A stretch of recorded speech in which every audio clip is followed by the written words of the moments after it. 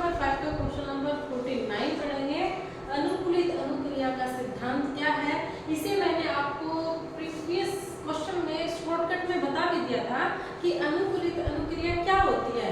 मतलब ऐसी अनुक्रिया जिसके लिए हमें कोई प्रैक्टिस नहीं करनी पड़ती, वो अपने आप हो जाती है। कैसे? जैसे कि कोई बच्चा है, वो स्कूल में जा रहा है, स्कूल बैग को लेकर स्कूल में जा रहा है। अब रास्ते में क्या आती है? मिठाई की दुकान आती है। मिठाई की दुकान आती है तो उस पे कलरफुल मिठाइयाँ देखकर उसके मुंह में अपने आप पानी आ जाता है। तो ये क्या है? अनुकूलित अनुक्रिया है। मतलब उसने क्या किया, उसका जैसे ही वातावरण के सहयोग में आया तो उसकी क्या हो गई? अनुक्रिया हो गई। तो ये हमारा सिद्धांत है अनुकूलित अनुक्रिया, जिनको पावलोव ने दिया था और पावलोव ने कुत्ते पर प्रयोग किया था। कुत्ते की जो लाल ग्रंथियां थी उनको उन्होंने एक कांच की नली में इकट्ठा किया था। तो इस सिद्धांत को हम आगे कंटिन्यू करते हुए इस सिद्धांत को हम पढ़ते हैं। अनुकूलित अनुक्रिया का अर्थ है अस्वाभाविक उत्तेजना के प्रति स्वाभाविक क्रिया होना। मतलब अस्वाभाविक उत्तेजना के प्रति जो हमारी स्वाभाविक उत्तेजना होती है, जैसे बच्चे के मुंह में मिठाई को देख के लार का आना, तो ये क्या है? ये स्वाभाविक प्रक्रिया है। और जो मिठाई है वो अस्वाभाविक प्रक्रिया है। उदाहरण के लिए एक बालक अपना बस्ता लिए हुए बाजार के रास्ते से विद्यालय जा रहा है और रास्ते में हलवाई की दुकान पड़ती है और दुकान पर सजी हुई रंग बिरंगी मिठाइयों को देख के बच्चे के मुंह में लार टपकने लगती है और धीरे धीरे यह एक स्वाभाविक क्रिया बन जाती है। जब अस्वाभाविक उत्तेजना के प्रति स्वाभाविक क्रिया होती है तो उसे ही हम क्या कहते हैं? अनुकूलित अनुक्रिया कहते हैं। और H.W. बर्नार्ड ने अनुकूलित अनुक्रिया का जो सिद्धांत है उनकी परिभाषा देते हुए क्या कहा था कि अनुकूलित अनुक्रिया उत्तेजना की पुनरावृत्ति द्वारा व्यवहार का संचालन है, स्वचालन है, जिससे उत्तेजना द्वारा व्यवहार का स्वचालन है, जिसमें उत्तेजना पहले किसी अनुक्रिया के साथ होती है, यदि अंत में किंतु वह अंत में क्या बन जाती है? स्वयं ही उत्तेजना बन जाती है। तो इस सिद्धांत का जो प्रतिपादन है वो 1904 में रूसी शरीर शास्त्री आईपी पावलोव ने किया था। जैसे मैंने अभी आपको बताया कि पावलोव ने कुत्ते पर प्रयोग किया था अनुकूलित अनुक्रिया को लेके। उनके मतानुसार अधिगम की क्रिया है वो अनुक्रिया से प्रभावित होती है। लेस्टर एंडरसन ने इस सिद्धांत की व्याख्या करते हुए कहा था कि अनुकूलित अनुक्रिया के नाम से प्रसिद्ध इस प्रयोग के महत्वपूर्ण तत्व है वो सुविज्ञान है। एक खास उद्दीपन के फलस्वरूप जो प्रतिक्रिया आमतौर पर होती है उसे छांट लिया जाता है और यह माना जाता है कि यह उद्दीपन अनुक्रिया प्राणी की मूल प्रवृत्ति का एक भाग है। मतलब बच्चे को मिठाई के देख के उसके मुंह में लार आना वो क्या है? उसकी मूल प्रवृत्ति है, यानी अधिगम है। इस मूल उद्दीपन के साथ एक नया उद्दीपन लिया जाता है। कुछ समय बाद वह मूल उद्दीपन से हटा लिया जाता है और तब यह देखा जाता है कि नए उद्दीपन से भी वही अनुक्रिया होती है जो मूल उद्दीपन से होती है। मतलब मैं आपको एक एग्जांपल के द्वारा समझाऊंगी। अब जैसे कुत्ता है तो पावलोव ने कुत्ते का प्रयोग किया था। तो पावलोव ने क्या किया कि कुत्ते को है वो एक पिंजरे में रखा। तो उन्होंने क्या किया, जैसे कुत्ते को खाना दिया जाता है तो खाना दिया जाता उससे पहले घंटे की आवाज बजाई जाती। तो ये क्रिया क्या हुई? ये बार बार क्रिया की गई। तो कुत्ता क्या होता कि जैसे ही घंटे की आवाज बजती तो कुत्ते का जो माइंड है वो ऑटोमेटिकली खाने के लिए रेडी हो जाता है, तो उसके मुंह में लार आ जाती। अब धीरे धीरे इस क्रिया को रोज डेली क्या किया गया? रिपीट किया गया। अब लास्ट में क्या हुआ कि सिर्फ घंटे की आवाज बजाई गई लेकिन उसको खाना नहीं दिया गया, फिर भी उसके मुंह में क्या आई? उसके मुंह में लार आई। बार बार यही क्रिया की जाती कि घंटे बजाई जाती और उसको खाना नहीं दिया जाता, तो क्या हो जाती? उसके मुंह में लार आ जाती। तो इसी पे पावलोव ने प्रयोग किया था। पावलोव ने कुत्तों पर प्रयोग किए और ध्वनि रहित कक्ष तैयार किया और कुत्ते पर प्रयोग है वो आरंभ किए गए। और इस प्रयोग का लक्ष्य था पाचन की क्रिया का अध्ययन करना। परंतु कभी कभी अनेक नवीन उपलब्धियां अचानक ही प्राप्त हो जाती हैं। ऐसा ही पावलोव के साथ हुआ। पाचन क्रिया का अध्ययन करते करते अधिगम के सिद्धांत का निरूपण हो गया और इसके परिणाम से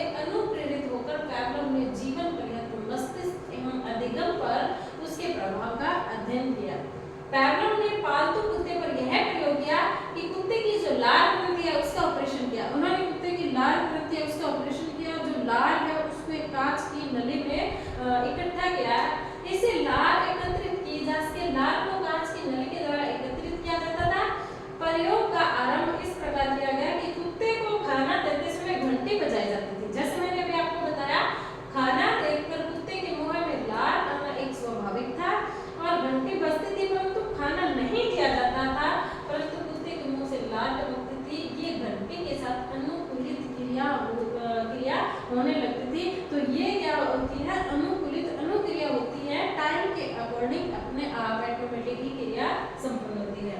पैवलोव के प्रयोग में एक साथ दो उत्तेजनाएं दी गई थी, घंटी का बजना तथा भोजन का दिया जाना साथ साथ चलता रहा। काफी समय के पश्चात भोजन नहीं दिया गया, लेकिन घंटी बजी। परिणामतः अनुक्रिया वही हुई जो भोजन के दिए जाने से ये समय होती थी। इस प्रयोग का सामान्य व्याख्या यह है कि इस तथ्य की साधारण व्याख्या यह है कि जो दो उत्तेजनाएं दी जाती थी, पहले नई और बाद में मौलिक, उस समय पहली क्रिया ही प्रभावशाली होती थी। मतलब पहली क्रिया कौन सी की गई? कुत्ते को घंटी बजाई गई और खाना दिया गया। दूसरी बार कोई भी अनुक्रिया होगी तो पहली जो अनुक्रिया है वो ज्यादा प्रभावशाली रहेगी। कैसे? दूसरी बार उसको क्या दिया गया? घंटी बजाई गई, लेकिन उसको खाना नहीं दिया गया तो भी उसके मुंह में लार आई। तो कौन सी जो क्रिया है वो इम्पोर्टेंट है? पहली क्रिया है जो उसके साथ की गई। तो ये क्या होती है? Unconditional stimulus. भोजन क्या था? अनकंडीशनल स्टिमुलस था, और लार भी क्या थी? अनकंडीशनल स्टिमुलस थी। दोनों के साथ कोई भी कंडीशन नहीं थी, लेकिन बाद में क्या किया गया? अनकंडीशनल और कंडीशनल। कंडीशनल क्या किया गया? मतलब अनकंडीशनल था भोजन, और भोजन के साथ जो घंटी की आवाज है उसको कंडीशनल स्टिमुलस बनाया गया। तो दोनों के बाद वो क्या हुई? घंटी की आवाज और उसके साथ अस्वाभाविक तथा स्वाभाविक क्रिया तथा अनुक्रिया। अब उसके बाद क्या हुआ? खाना और घंटी की आवाज में से किसको गायब किया गया? खाने को। सिर्फ घंटी की आवाज की गई तो उसके मुंह में लार आई। तो ये क्या हुआ?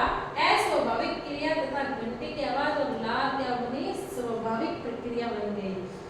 ऊपर वर्णित प्रयोग का सिद्धांत है वो उपयुक्त प्रारूप से विकसित होता है।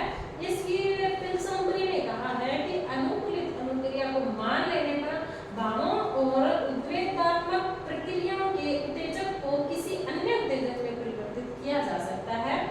अनुकूलित अनुक्रिया सिद्धांत संबंध सहज क्रिया पर आधारित होता है, और इस पर सीखने की क्रिया है वो किसी सीमा तक निर्भर करती है। इसलिए लेडेल ने कहा कि अनुकूलित अनुक्रिया में कार्य के प्रति स्वाभाविक उत्तेजक के बजाय एक प्रभावी उत्तेजक होता है, जो स्वाभाविक उद्दीपन से संबंध किए जाने पर प्रभावपूर्ण हो जाता है। मतलब बार बार प्रैक्टिस करवाने के बाद जो घंटी की आवाज है वो इतनी प्रभावपूर्ण हो गई कि उसको खाना ना देने पर भी उसके मुंह में लार आई। उसके बाद हम पढ़ते हैं अनुकूलित अनुक्रिया को नियंत्रित करने वाले तत्व। तो जो अनुकूलित अनुक्रिया है उसको कंट्रोल कौन कर सकता है? तो अब हमें यह देखना है कि अनुकूलित अनुक्रिया किस प्रकार प्रभावित होती है। अनुकूलित अनुक्रिया में सामान्य उत्तेजना तथा कृत्रिम उत्तेजना से अनुक्रिया संचालित होती है। इसके मुख्य कारण है, सबसे पहले है अनुक्रिया का प्रभुत्व। पैवलोव के प्रयोग में घंटी के बजते ही कुत्ते का ध्यान है वो आवाज के प्रति केंद्रित हो जाता था। मतलब जैसे घंटी की आवाज बजी, कुत्ते का जो माइंड है वो ऑटोमेटिक खाने के लिए प्रिपेयर हो गया, और कुत्ते के मुंह से लार आने का कारण घंटी तथा भोजन की क्रिया का साथ साथ संचालन था। मतलब दो क्रिया एक साथ हो गई, पहले घंटी की आवाज और दूसरा उसके सामने भोजन का प्रस्तुत करना। तो दोनों क्रियाएं क्या हो गई? संचालित हो गई। अतः प्रेरणा भी अनुक्रिया के लिए उत्तरदायी होती है। प्रेरणा मतलब खाना है वो उसके मुंह में लार आने के लिए वो क्या होगा? उसके लिए उत्तरदायी है। मतलब सबसे पहले उसको प्रेरणा दी गई, घंटी की आवाज की गई, उसके बाद उसको भोजन दिया गया। तो दोनों क्रियाएं साथ मिली। उसके बाद है दो उद्दीपक में समय का संबंध है। मतलब घंटी की आवाज और उसके बाद भोजन प्रस्तुत करना। तो दोनों में क्या हो गया? दोनों आपस में जुड़ गए, दोनों में रिलेशन हो गया। कुत्ते का माइंड भी इस चीज के लिए प्रिपेयर हो गया कि जैसे घंटी की आवाज बजेगी मेरे लिए खाना आएगा। तो दोनों आपस में क्या हो गए? दोनों आपस में कोरिलेट हो गई। अन्य बातों के समान रहने पर भी नई प्रेरणा पहले दी गई और मौलिक प्रेरणा बाद में। यदि प्रेरणा का स्वरूप बदल भी दिया जाए तो भी अनुक्रिया होगी। ठीक है, तो अगर इनको आगे पीछे भी कर दिया जाए तो भी सेम अनुक्रिया होगी। उसके बाद है प्रेरणा की पुनरावृत्ति। क्रिया को बार बार करने पर वह स्वभाव में आ जाती है। वॉटसन ने एक बालक पर प्रयोग इस प्रकार किए कि बालक को क्या किया? बालक को बिल्ली से डराया, और उसके बाद जो रोएदार चीज होती है जो बिल्ली से दिखती है, रोएदार चीजों से उसको डराया गया। अब बालक है, बालक आगे जो भी रोएदार चीज होती है बालक अभी उस चीज से डरने लग गया। ठीक है, तो ये प्रयोग एक बालक पर किसने किया था?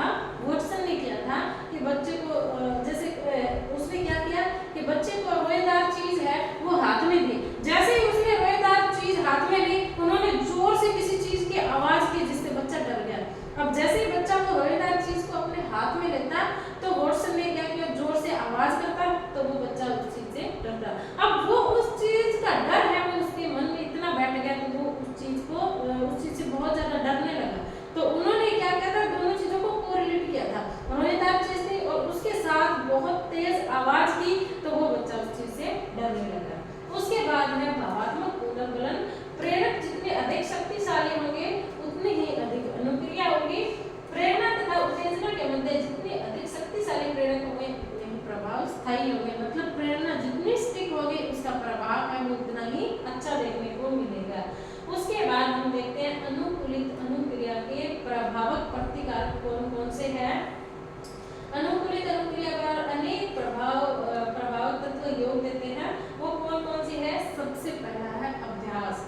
अनुकूलित अनुक्रिया के प्रभावों से यह स्पष्ट हो जाता है कि स्वाभाविक उत्तेजना और अस्वाभाविक उत्तेजना को जितना भी दोहराया जाएगा अनुकूलित अनुक्रिया उतनी ही दृढ़ होगी। मतलब जिन अनुक्रियाओं की बार बार पुनरावृत्ति की जाएगी तो उसका जो प्रभाव है वो उतना ही अधिक हो जाएगा।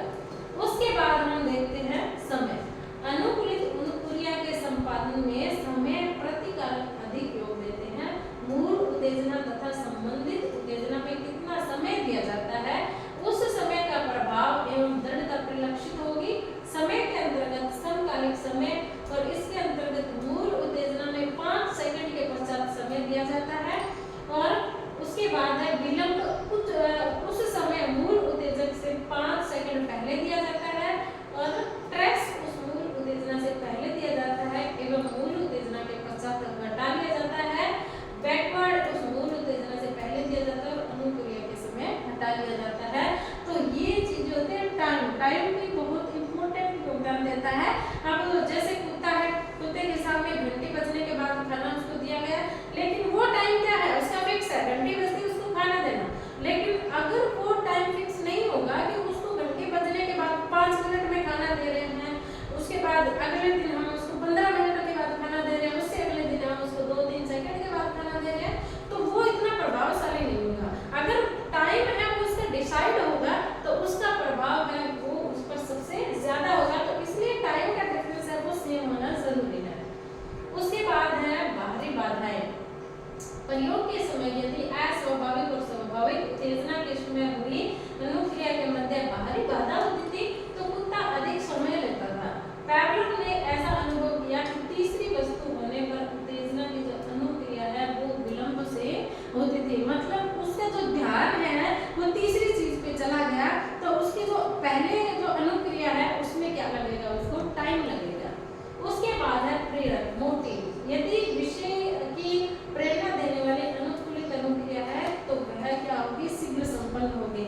मतलब अगर उसका जो सब्जेक्ट है वो उसके अनुकूल होगा तो उसकी जो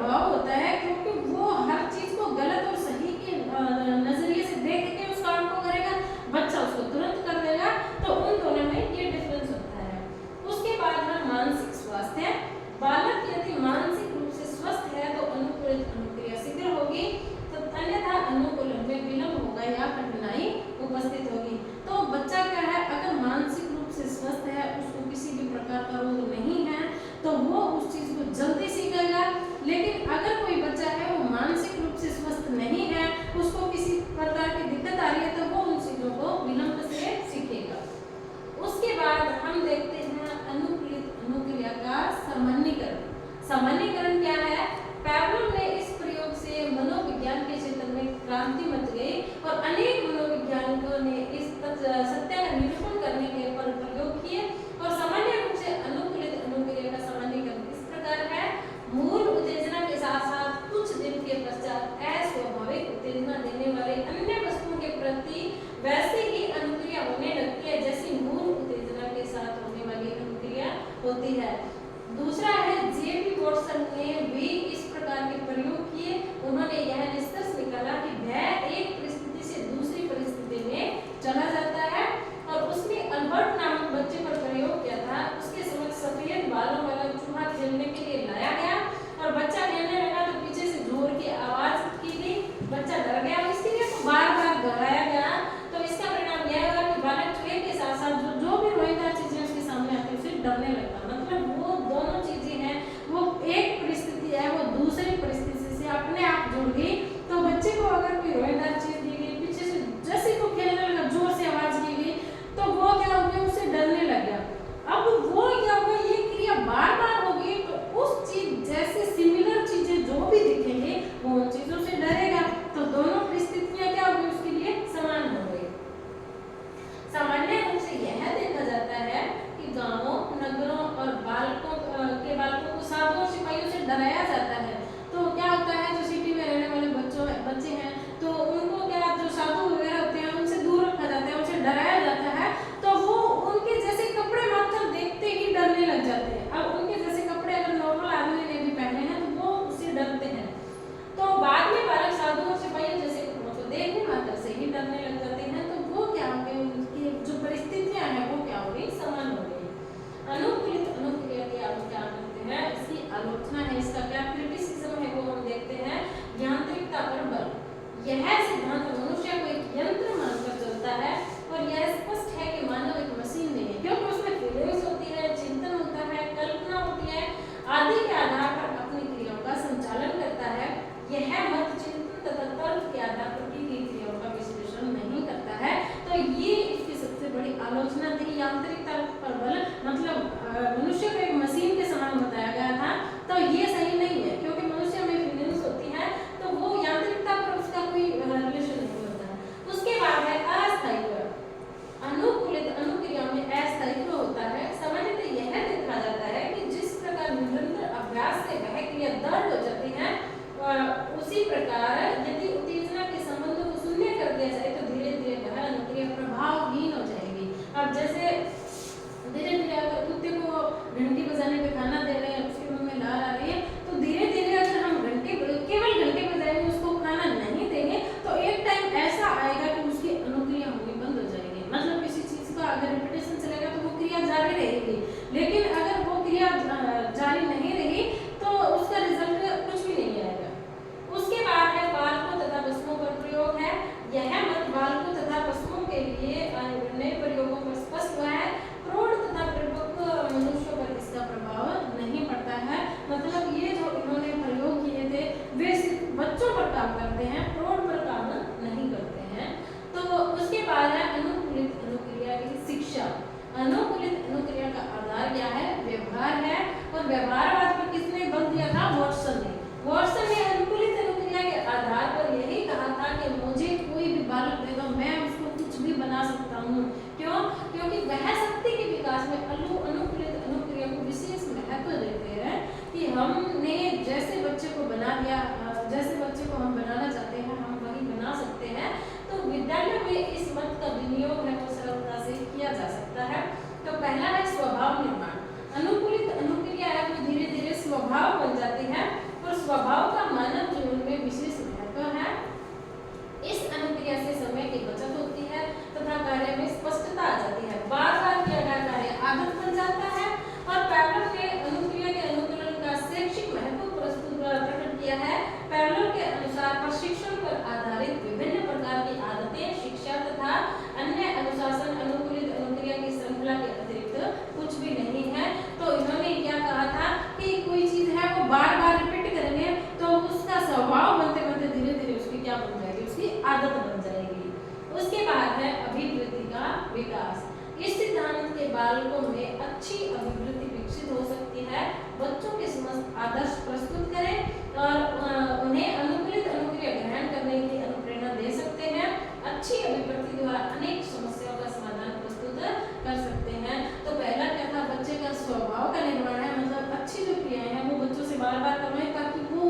आदत में परिवर्तित हो जाए, उनकी अच्छी आदत बन जाए। और उसके बाद उन्होंने क्या कहा था कि उनको है उनके सामने किसी को आदर्श प्रस्तुत करें ताकि उनकी जो अभिवृत्तियां हैं उनका अच्छा विकास हो सके। उसके बाद है अक्षर विन्यास तथा गुणा शिक्षण।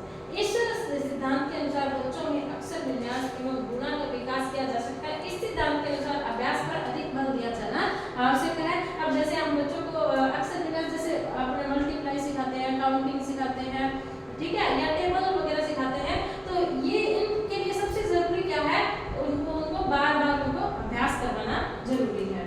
मानसिक एवं संवेगात्मक अस्थिरता का उपचार। यह सिद्धांत बच्चों के लिए उपचार प्रस्तुत करते हैं जो मानसिक रूप से अस्वस्थ और संवेगात्मक रूप से अस्थिर होते हैं। कुछ बच्चे ऐसे होते हैं जिनका जो मेंटल डेवलपमेंट है वो नहीं होता है, वो बच्चे वीक रह जाते हैं, तो उन्हें क्या करवाएं, कोई भी काम है वो बार बार रिपीट करवाएं, तो वो उनकी आदत में परिवर्तित हो जाएगा और उसका जो मानसिक स्वास्थ्य अच्छा नहीं है तो धीरे धीरे उसमें भी क्या हो जाएगा, इम्प्रूव होगा। अध्यापक का योग। अनुकूलित अनुक्रिया में अध्यापक का योग है वो वातावरण का निर्माण करने में अधिक रहता है। अध्यापक को चाहिए कि बालकों के लिए दंड तथा पुरस्कार के निर्धारण को कार्यान्वयन तुरंत करें। इससे अनुकूलित अनुक्रिया का संपादन है वो शीघ्र होगा। अब जैसे बच्चों को कोई भी काम देते हैं तो बच्चों को क्या करें, बच्चों को टाइम पे पुरस्कार भी दें और उनको दंड भी दें ताकि उनकी प्रतिक्रिया है वो प्रभावशाली होगी। अगर बच्चे को टाइम पे हम पुरस्कार देंगे तो उसकी जो प्रतिक्रिया है वो टाइम से अच्छी चलेगी। यह सिद्धांत छात्रों में स्वाभाविक रूप से शिक्षा ग्रहण करने तथा सीखने पर बल देता है और उनके असामान्य व्यवहार को व्यवस्थित करता है, समाज तथा व्यक्ति के संबंधों को बताता है, निदानात्मक मनोविज्ञान में नवीन संभावनाएं उपस्थित करता है। इसलिए क्रो एंड करो ने लिखा है कि इस सिद्धांत के द्वारा बालकों में उत्तम व्यवहार तथा अनुशासन की भावना को उत्पन्न किया जा सकता है। तो इसी के साथ ये हमारा क्वेश्चन नंबर 49 समाप्त होता है। Thank you.